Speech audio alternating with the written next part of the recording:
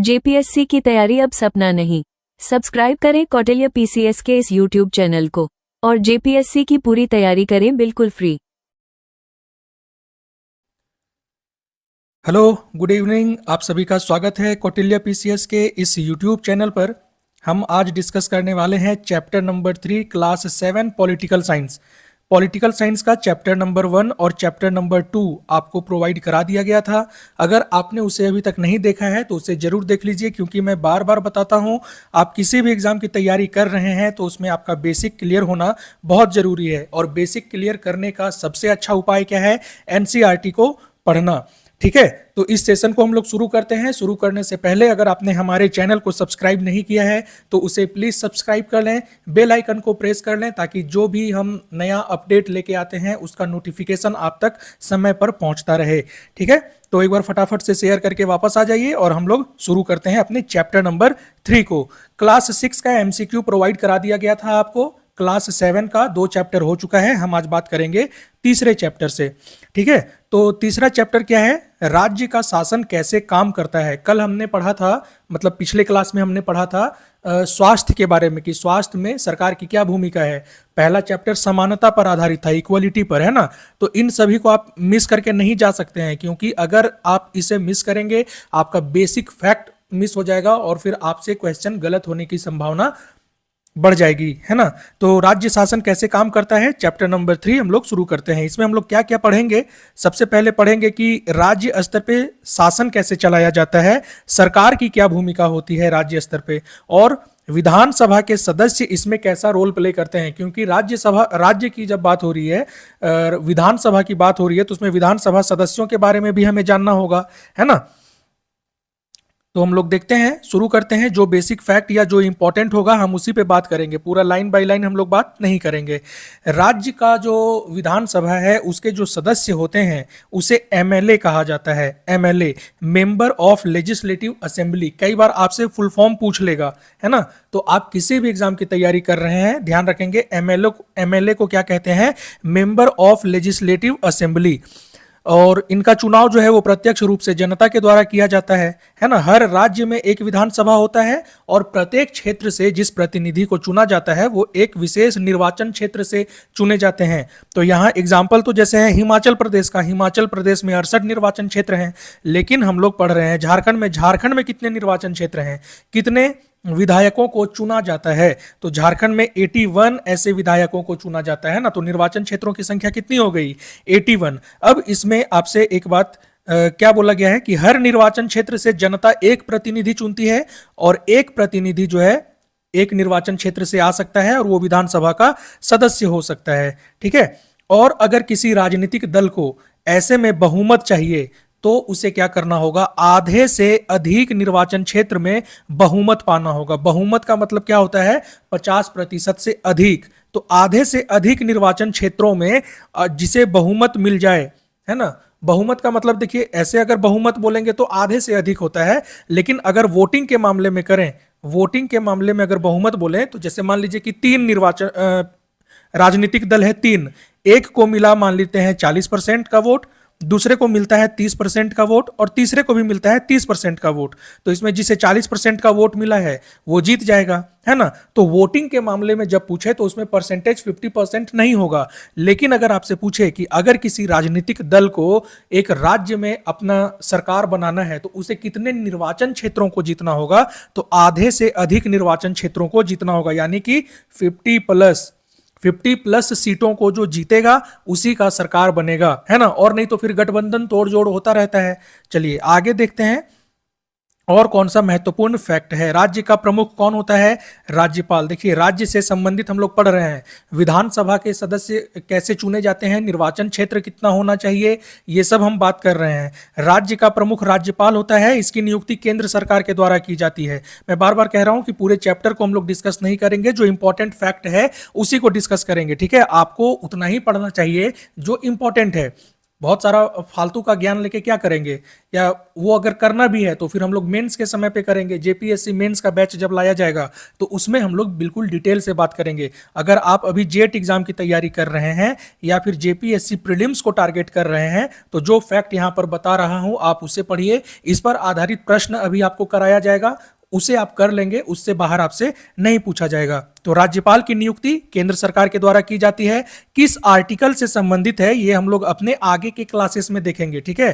Class 7 का है तो इसे हम लोग इसी आधार पर डिस्कस कर रहे हैं। सत्ताधारी दल के विधायक जो हैं ये अपने नेता का चुनाव करते हैं और वही मुख्यमंत्री बनता है। अगर आपसे पूछे कि मुख्यमंत्री का चुनाव किसके द्वारा किया जाता है तो जो निर्वाचन क्षेत्र से जो विधायक चुन के जाते हैं वो अपना एक नेता चुनते हैं, ठीक है, अपने पार्टी का एक लीडर चुनते हैं और वही लीडर जो है वो मुख्यमंत्री के रूप में काम करता है। ऐसा नहीं है कि मुख्यमंत्री का प्रत्यक्ष निर्वाचन होगा, हालांकि जो नेता मुख्यमंत्री के रूप में चुना जाएगा उसके लिए भी जरूरी है कि वो किसी भी सदन का हिस्सा हो, चुना गया हो किसी भी सदन में, है ना, चाहे वो विधानसभा हो या फिर विधान परिषद हो।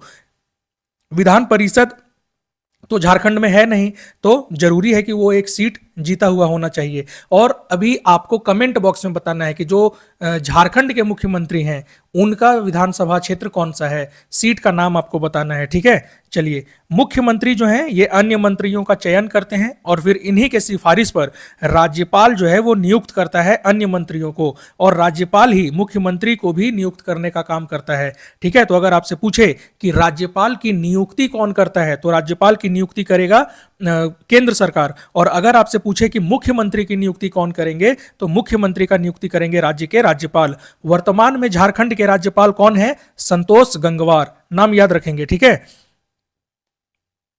विधानसभा किसे कहते हैं? तो एक ऐसा स्थान जहां सभी विधायक मिलते हैं, चाहे वो किसी भी दल के हो। एक होता है पक्ष, एक होता है विपक्ष। जो सबसे ज्यादा निर्वाचन क्षेत्रों को जीतता है या सबसे ज्यादा सीटों को जीतता है वो सरकार बनाता है, तो वो सत्ताधारी दल कहलाता है। विपक्ष में कौन होते हैं? जो उसके बाद दूसरे स्थान पे आते हैं। विपक्ष में जीतने विपक्ष का नेता बनने के लिए टोटल सीट जो होता है उसका 10% वोट सीट आना जरूरी होता है ना। तो ये याद रखेंगे, जैसे कि मान लीजिए संसद में 545 सीट है, अगर यहां पर आपको चाहिए कि एक विपक्ष का नेता आप बन सके तो आपको 54 सीट कम से कम जीतना होगा, है ना। तो ये याद रखेंगे, ये एक बेसिक फैक्ट है। और विधानसभा से संबंधित जो भी चीजें बताई जा रही है इसे रिवाइज करते चलेंगे। विधानसभा सदस्य जो हैं ये मुख्यमंत्री और अन्य मंत्रियों से सवाल पूछते हैं। जैसा कि अगर आप सदन की कार्यवाही को देखते होंगे तो उसमें आपको पता चलता होगा कि कोई भी एक विधानसभा का सदस्य है उसे कुछ समय दिया जाता है बोलने का, वो सवाल उठाएंगे, अलग अलग मुद्दों पे बात करेंगे और फिर सत्ताधारी दल जो है उस पर जवाब देता है ना।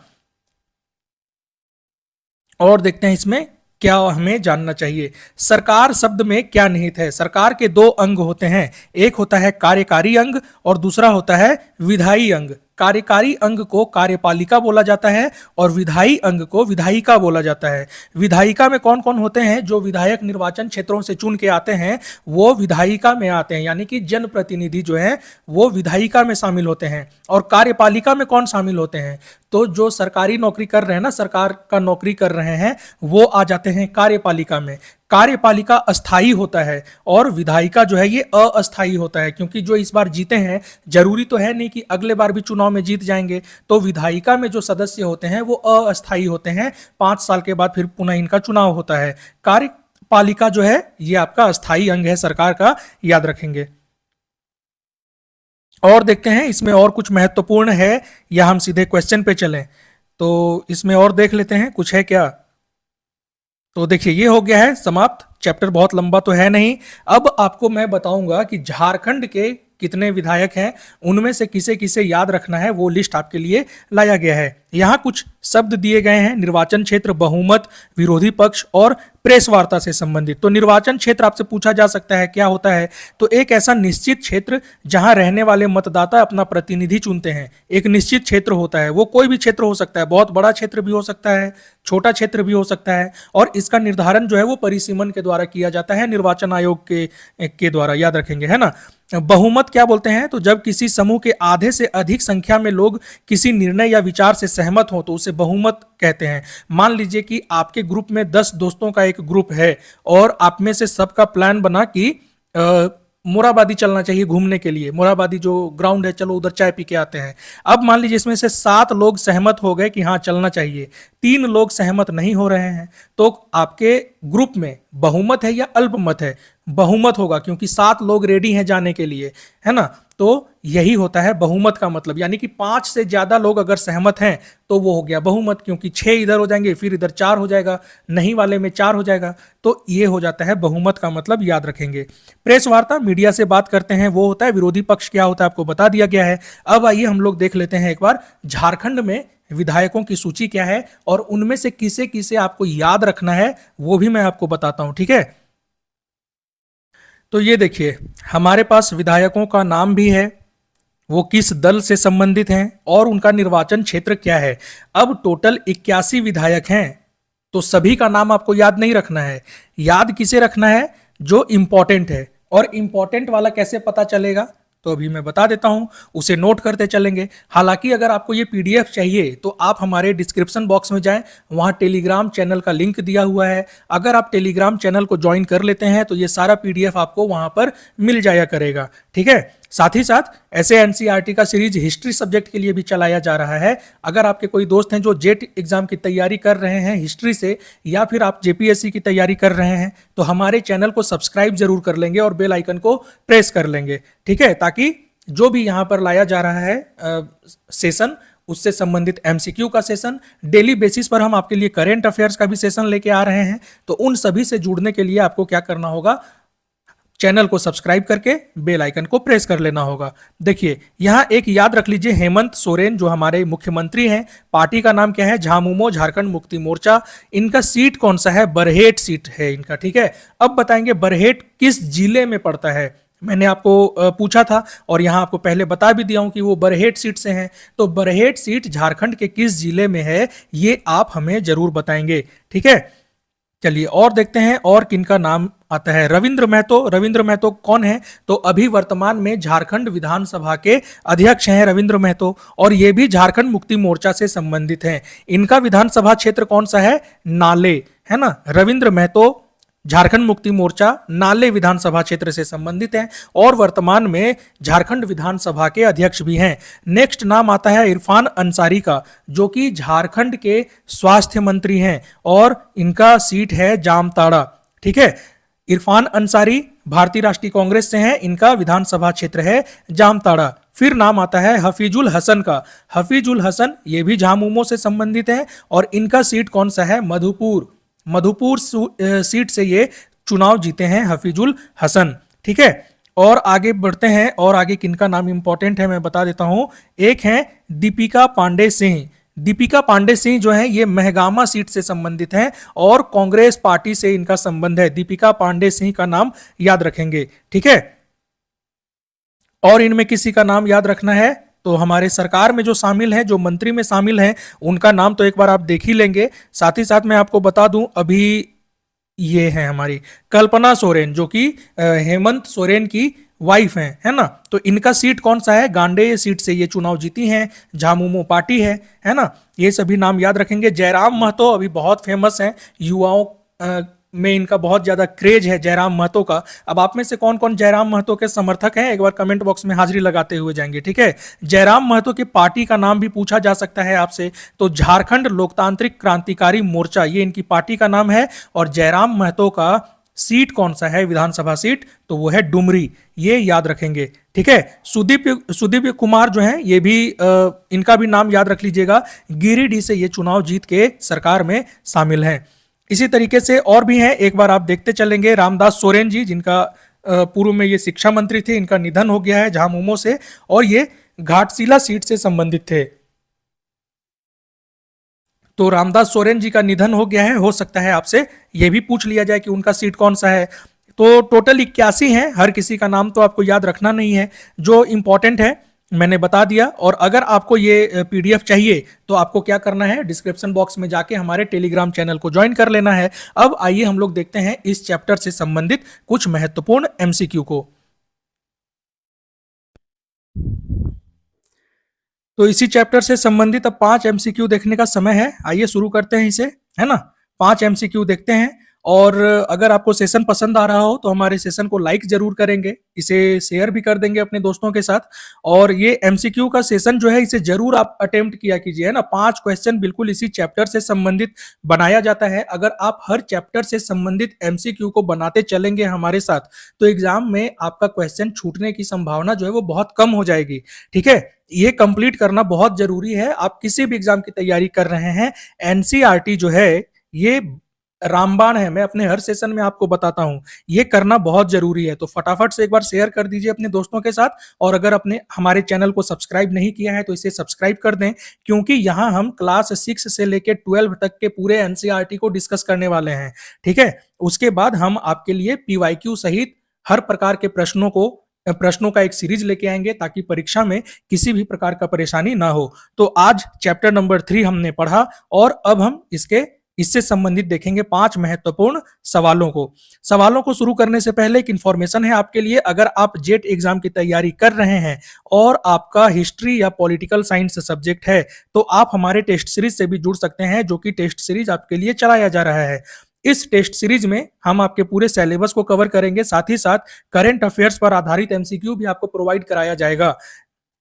ठीक है, इसमें हम एनसीईआरटी का क्वेश्चन तो रखेंगे ही रखेंगे, लेकिन हर वो क्वेश्चन जो आज तक किसी भी एग्जाम में पूछा गया है, सिर्फ झारखंड ही नहीं, बाकी इस प्रकार के परीक्षा में जेट जैसा हो रहा है झारखंड में, ऐसा ही बाकी जगहों पे भी आयोजित किया जाता है। उन सभी में इन सब्जेक्ट से संबंधित जो सवाल रहेंगे उसे भी हम अपनी टेस्ट सीरीज में शामिल कर रहे हैं। ठीक है, तो स्क्रीन पर दिया गया जो नंबर है आप उस पर कॉन्टेक्ट करके इस टेस्ट सीरीज को ज्वाइन कर सकते हैं। ये आपको दिया जा रहा है मात्र 299 में। ठीक है, तो हमारे साथ जुड़े और अपनी तैयारी को बेहतर बनाएं। आइए पहला प्रश्न देखते हैं।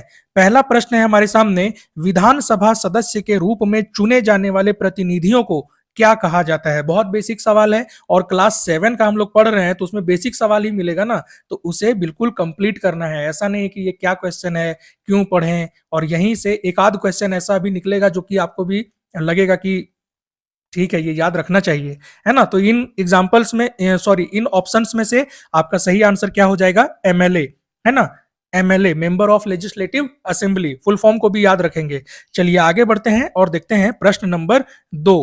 किसी विधानसभा में निर्धारित क्षेत्र से एक प्रतिनिधि को चुना जाता है, ऐसे निर्धारित क्षेत्रों को क्या कहा जाता है। आपके सामने ऑप्शंस हैं। ऑप्शन ए प्रखंड, ऑप्शन बी जिला, ऑप्शन सी निर्वाचन क्षेत्र और ऑप्शन डी पंचायत। तो जैसा ऑप्शन से पता चल रहा है इसका आंसर क्या हो जाएगा, ऑप्शन सी निर्वाचन क्षेत्र कहा जाता है और प्रत्येक निर्वाचन क्षेत्र से एक प्रतिनिधि को चुना जाता है। ठीक है, झारखंड में कितने विधायक चुने जाते हैं, 81। टोटल कितने होते थे पहले, 82, एक को हटा दिया गया। किस संविधान संशोधन के द्वारा, उस संविधान संशोधन का नाम आप हमें कमेंट बॉक्स में बताएंगे। ठीक है, चलिए क्वेश्चन नंबर 3। तीसरा प्रश्न है हमारे सामने, किसी राज्य में राजनीतिक दल को बहुमत प्राप्त करने के लिए कितने निर्वाचन क्षेत्रों पर जीत प्राप्त करना होता है। ध्यान देंगे, निर्वाचन क्षेत्र पूछा जा रहा है। आपके सामने ऑप्शंस हैं। Option A 35%, option B 40%, option C 51% और ऑप्शन डी इनमें से कोई नहीं। तो कितने निर्वाचन क्षेत्रों में जीत हासिल करना होता है, मैंने जब अभी हम लोगों ने चैप्टर डिस्कस किया तो उसमें आपको यह बताया गया था कि आधे से अधिक निर्वाचन क्षेत्रों पर जीत हासिल करना होता है। और आधे से अधिक क्या होता है, 50+1, तो ये 51% यहां दिख रहा है, ये आपका आंसर हो जाएगा ऑप्शन सी, है ना। चलिए, और यही आपको पूछता कि कितना प्रतिशत वोट चाहिए, तो वोट में कोई वैसा प्रतिशत निर्धारित नहीं है। ठीक है, चलिए आगे देखते हैं क्वेश्चन नंबर 4 को। चौथा प्रश्न है, राज्य का प्रमुख होता है। आपके सामने ऑप्शंस हैं। ऑप्शन ए विधायक, ऑप्शन बी मुख्यमंत्री, ऑप्शन सी राज्यपाल और ऑप्शन डी विधानसभा अध्यक्ष। तो राज्य का प्रमुख कौन होगा, मुख्यमंत्री या राज्यपाल, बताइए क्या होगा। इसका आंसर हो जाएगा राज्यपाल। राज्य का मुख्यमंत्री राज्यपाल होते हैं, जिनकी नियुक्ति केंद्र सरकार के द्वारा की जाती है। और मुख्यमंत्री किसके द्वारा चुना जाता है ये आप हमें कमेंट बॉक्स में बताएंगे, इसी चैप्टर में हमने डिस्कस किया है। ठीक है, तो मुख्यमंत्री का चुनाव किसके द्वारा किया जाता है ये आप हमें कमेंट बॉक्स में जरूर बताएंगे। क्वेश्चन नंबर देखते हैं 5। मुख्यमंत्री का चुनाव, देखिए ये प्रश्न आ ही गया, कमेंट बॉक्स में बताने की आवश्यकता है नहीं। मुख्यमंत्री का चुनाव किसके द्वारा किया जाता है। आपके सामने ऑप्शंस हैं। ऑप्शन ए प्रत्यक्ष रूप से जनता द्वारा, ऑप्शन बी राज्यपाल द्वारा, ऑप्शन सी विधायकों द्वारा या फिर ऑप्शन डी सांसदों द्वारा। तो क्वेश्चन नंबर 5 का आंसर क्या हो जाएगा, विधायकों द्वारा। सत्ता दल के जो विधायक होते हैं वो अपने बीच में से ही एक मेंबर को चुन लेते हैं लीडर के रूप में, और वही फिर काम करता है मुख्यमंत्री के तौर पर, है ना। तो ध्यान रखेंगे। क्वेश्चन नंबर 5 का आंसर क्या हो जाएगा? Option C. कमेंट बॉक्स में आप हमें बताएंगे कि वर्तमान में झारखंड राज्य विधानसभा के अध्यक्ष कौन हैं। ये आपके साथ डिस्कस किया गया है और आप कमेंट बॉक्स में जरूर बताएंगे, ठीक है, क्योंकि आप कमेंट बॉक्स में बताएंगे तभी वो हमारे लिए भी एक मोटिवेशन का काम करता है, ताकि हमें पता चलता है कि कितने स्टूडेंट्स हमारे साथ जुड़ रहे हैं, है ना। चलिए, जाते जाते एक और इंफॉर्मेशन है आपके लिए। अगर आप करंट अफेयर्स के सेशन से नहीं जुड़ रहे हैं तो इस सेशन से जरूर जुड़ें। डेली सुबह में आपको ये करंट अफेयर्स का सेशन दिया जाता है और ये सेशन जेपीएससी, जेएसएससी, जेट यानी झारखंड के किसी भी एग्जाम के लिए बहुत इंपॉर्टेंट हो जाता है, ठीक है। तो हर दिन ये एपिसोड लाया जाता है झारखंड बुलेटिन के नाम से। बेल आइकन को प्रेस कर लें, चैनल को सब्सक्राइब कर लें पहले और बेल आइकन को प्रेस कर लें। ये डेली का इंफॉर्मेशन आप तक पहुंचता रहेगा, ठीक है। पढ़ते रहें, मस्त रहें, अपना ध्यान रखें। मिलते हैं अगले सेशन में एक नए अध्याय के साथ। तब तक के लिए थैंक यू। जय हिंद, जोहार झारखंड।